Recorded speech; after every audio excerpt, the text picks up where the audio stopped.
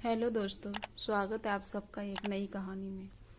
किसी ने बड़े कमाल की बात कही है, अगर भरोसा श्री कृष्ण पर हो तो वो सिर्फ कृपा ही नहीं करते बल्कि सारथी भी बन जाते हैं।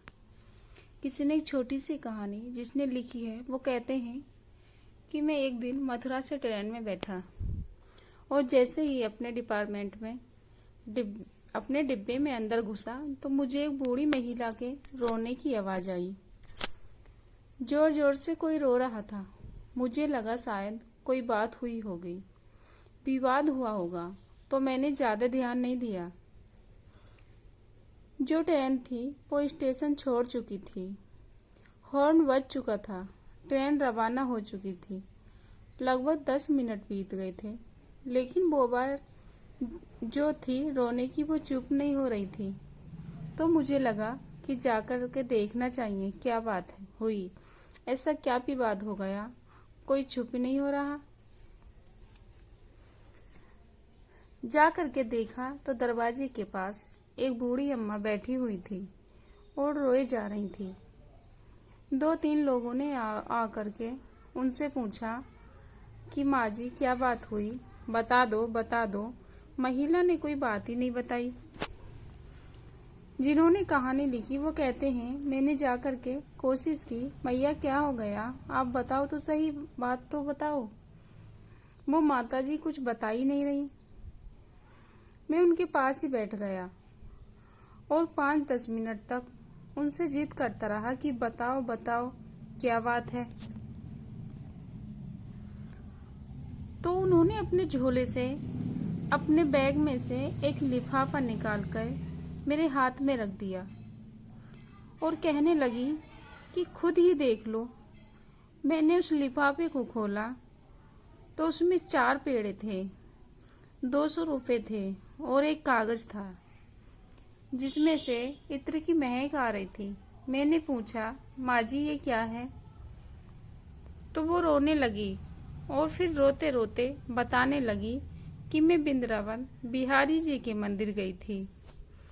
दर्शन करने के लिए बहुत देर तक लाइन में लगी रही। फिर मेरा नंबर आया तो मैंने प्रणाम किया, 200 रुपए दिए। उधर से मुझे सिर्फ एक पेड़ा मिला तो मैं जिद पर अड़ गई। उसने कहने लगी पंडित जी से कि मैंने 200 रुपए दिए हैं, मुझे 2 पेड़े चाहिए। उन्होंने मुझे मना कर दिया कि चलो आगे चलो, बहुत भीड़ है। मैं जिद करती रही, उन्होंने मेरी एक न सुनी। मैंने अपना पेड़ा भी वापस दे दिया और कहा रखो अपने पास, और बाहर आकर के अपने बिहारी जी को कोसने लगी। कन्हैया को कहने लगी कि क्या करते हो आप, मैं आपसे बहुत नाराज हूँ। मंदिर की सीढ़ियों पर बैठी हुई थी। तभी एक छोटा बच्चा मेरे पास में आया और मुझसे कहने लगा कि माँ जी ये लिफाफा है, संभाल के रख लो, मैं अभी हाथ धो करके आता हूँ।